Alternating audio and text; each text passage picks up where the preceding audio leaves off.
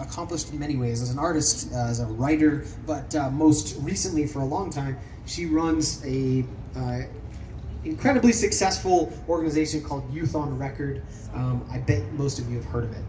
So let's put our hands together for Jami Duffy. Hey, I am taller than the average bear. Hi.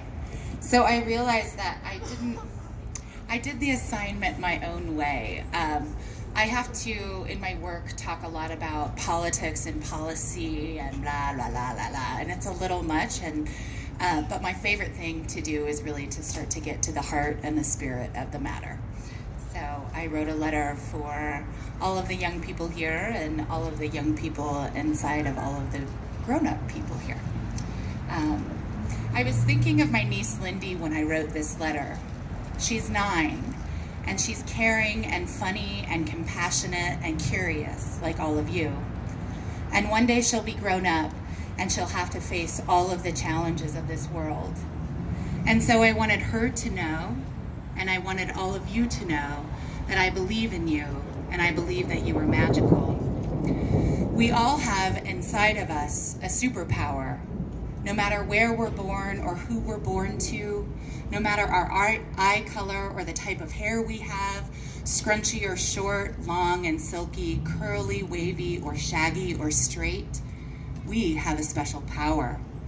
No matter your race, your ethnicity, your gender, or your origin story, you've got it. You've always had it. And so long as you're a person on this earth, you will have it. This power lives just beyond the protective shield of our breastbones, hiding behind our skin and our tendons, at the center of our body, and it regulates more than just our blood. This superpower is the human heart.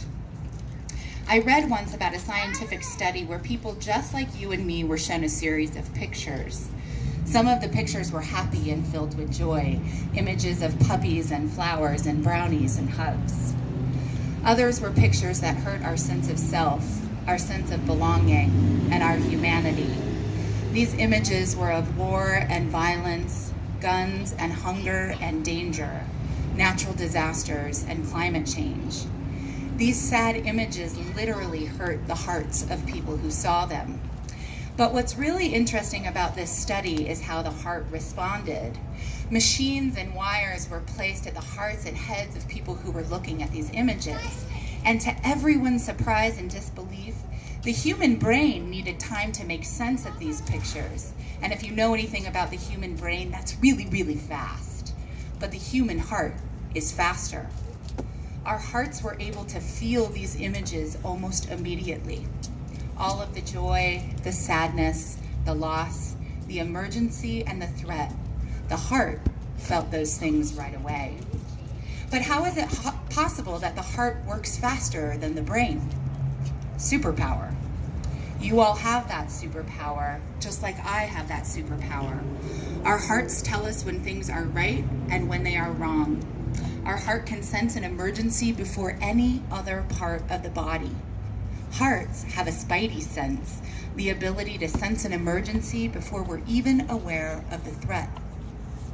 Our hearts are wise and reliable guides who feel love on the deepest level, the love of our family and friends, our pets, and our community. So how do we make sure that we know how to use this superpower? How do we love our own hearts enough so that they can continue to do their jobs? I love my heart in many ways. When I breathe, I hold my hand over my heart and say thank you. Let's try that. Thank you. When I say thank you for all of the things I am grateful for, I smile. And when I smile, I remember that I have so many people who I love and who love me. And when I think of the people I love, I remember our good times together and the fun and the funny times we share. And this makes me laugh. When I laugh with my whole body. I just go wild for it. And this makes me want to move around. And so I listen to music and I dance to my favorite songs and my heart is happy. My favorite songs remind me that I too am an artist. And this makes me want to create something of my very own. And so I pick up my paintbrush and my scissors and my glue, and I reach deep into my heart for that feeling I want to share. And I make a beautiful painting that looks like my heart's message to me, like this painting I made for all the kids last night. I call this my heart workout. It's a really good idea for all of us to come up with our own heart workout. This should include the things you love and the things that light you up and bring you joy. To work out my heart, I breathe. I say thank you. I smile. I remember the good times. I laugh and I dance and I make art of my very own. And sometimes I cry. Your heart workout should also include being loving enough to yourself and to your heart to feel your deep sadness. Sadness can strengthen your heart.